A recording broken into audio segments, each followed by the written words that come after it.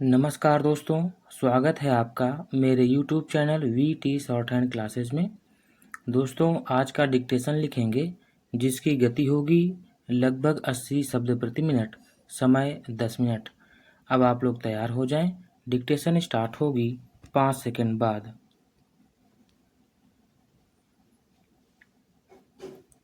Start.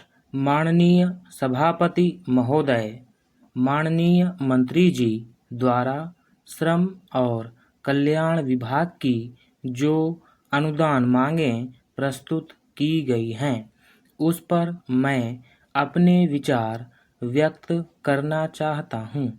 उसमें मैं केवल कल्याण विभाग पर ही अपना ध्यान अधिक दूंगा, खासकर उस आदिवासी उपयोजना क्षेत्र में जहां पर काफ़ी कल्याण योजनाएं चलाई जा रही हैं। उन योजनाओं में जैसा कि माननीय मंत्री जी ने बताया, अब तक आदिवासी योजनाओं में लगभग 16,000 करोड़ रुपए खर्च किए गए हैं। यदि उस खर्च के अनुसार देखा जाए तो उसका कोई संतोषजनक परिणाम नहीं दिखता है।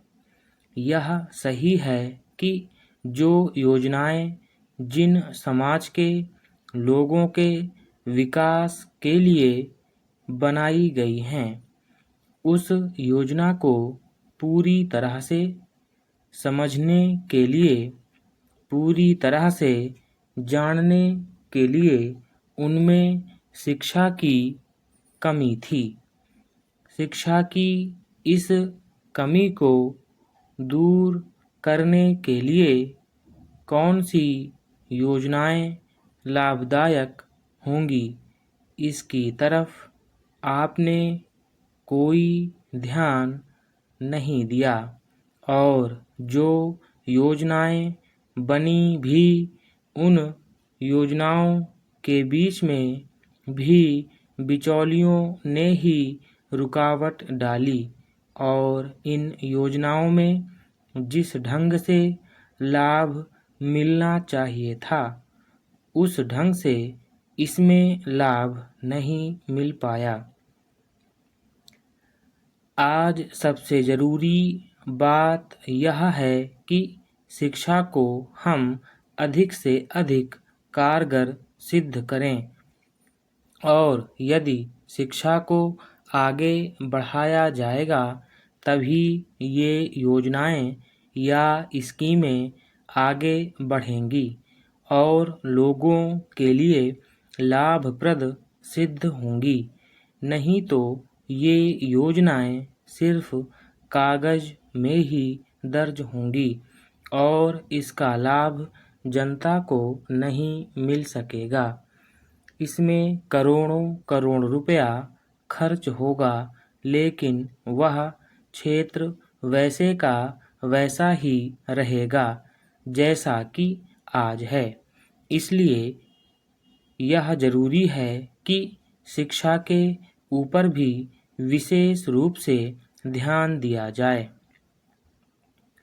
आज शिक्षा की तरफ इस आंगनवाड़ी को शुरू कर दिया है।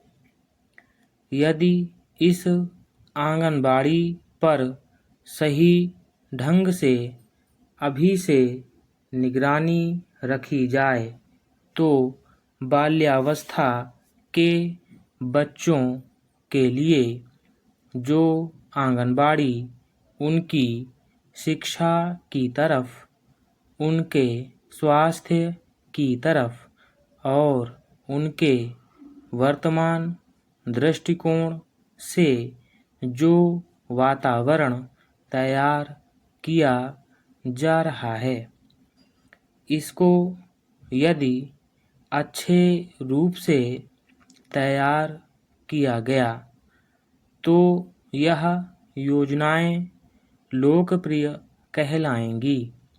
लेकिन आज इन योजनाओं की तरफ कोई ध्यान नहीं दिया जा रहा है।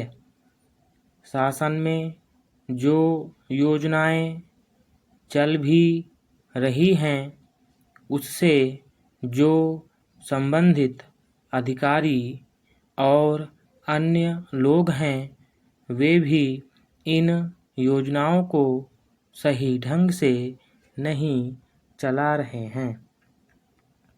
माननीय सभापति महोदय, इन योजनाओं में भी आज लोगों की, ग्राम की, पंचायत की, क्षेत्र की भागीदारी होनी चाहिए, लेकिन इसमें इनकी भागीदारी नहीं है। इसमें जो अधिकारी आदि होते हैं वे अपनी मनमानी से कार्य करते हैं। जो कुछ वह खरीदता है या जो भी कार्य वह करता है उसमें वह अपनी मनमानी करता है। स्थानीय जो स्थिति है उससे यह कोई संबंध नहीं रखता है। इस योजना के अंतर्गत इन लोगों की भी भागीदारी इसमें जुड़े, इसके लिए भी आपको इसमें कुछ सुधार करना चाहिए, क्योंकि अभी शुरुआत है और यदि शुरुआत में ही इस योजना को अच्छी तरह से लागू किया गया तो पिछड़े क्षेत्रों में, दूर दराज के क्षेत्रों में जो अज्ञानता वाले क्षेत्र हैं उनमें ये योजनाएं लोकप्रिय कहलाएंगी। शिक्षा के लिए आज जगह जगह पर स्कूल और कॉलेज खोले गए हैं, लेकिन उसमें जो गुणवत्ता होनी चाहिए वह वहाँ नहीं है। स्कूल और कॉलेज खोले गए हैं, लेकिन जहाँ स्कूल हैं वहाँ बच्चे नहीं आ रहे हैं और जहाँ बच्चे हैं वहाँ पर तो स्कूल का पता ही नहीं है। वहाँ पर बच्चे झाड़ के नीचे या पेड़ों के नीचे पढ़ाई कर रहे हैं। ऐसी स्थिति में जो स्कूल और कॉलेज खोले गए हैं उन्हें सक्षम किया जाए। बहुत सी जगहों पर बच्चे हैं लेकिन शिक्षक नहीं हैं, लेक्चरर पढ़ाने के लिए नहीं हैं, विषय के अनुसार ढांचा नहीं है। बहुत सी जगहें ऐसी हैं जहाँ पर एक गुरु है और उसके पास 5 कक्षाएं पढ़ाने के लिए हैं। इस तरह की शिक्षा व्यवस्था में यदि आप सुधार नहीं करते हैं तो जो भी योजनाएं आप इनकी भलाई के लिए बनाएंगे और यह सरकार जो करोड़ों लाखों रुपया इसके लिए खर्च करेगी उससे जनता को कोई लाभ नहीं पहुंचेगा, नहीं तो आगे भी वही होगा।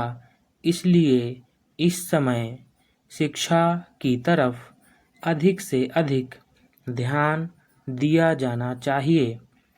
इसी तरह से स्वास्थ्य सेवाओं की बात है। आज शहरों में अच्छी स्वास्थ्य सेवाएं उपलब्ध हैं और लोग इसकी सहायता से अच्छी तरह से अपना जीवन निर्वाह कर रहे हैं। बहुत से लोगों को इससे जीविका का साधन भी मिला हुआ है। आज आदिवासी क्षेत्रों में भी लोग अंधविश्वास देवी देवताओं को छोड़कर आधुनिक स्वास्थ्य सेवाओं की तरफ आकर्षित हो रहे हैं। लेकिन आज आदिवासी क्षेत्रों में, दूर-दराज क्षेत्रों में अस्पताल नहीं हैं। अगर अस्पताल है तो डॉक्टर नहीं हैं, कर्मचारी नहीं हैं, डॉक्टर हैं तो दवाइयाँ नहीं हैं। स्टॉप। दोस्तों, अगर आपको वीडियो अच्छा लगा हो तो कृपया वीडियो को लाइक करें, अपने दोस्तों के साथ शेयर करें। यदि नए हैं तो चैनल को सब्सक्राइब कर लें और बेल आइकॉन का बटन भी दबा दें ताकि समय आपको नोटिफिकेशन प्राप्त हो सके। धन्यवाद।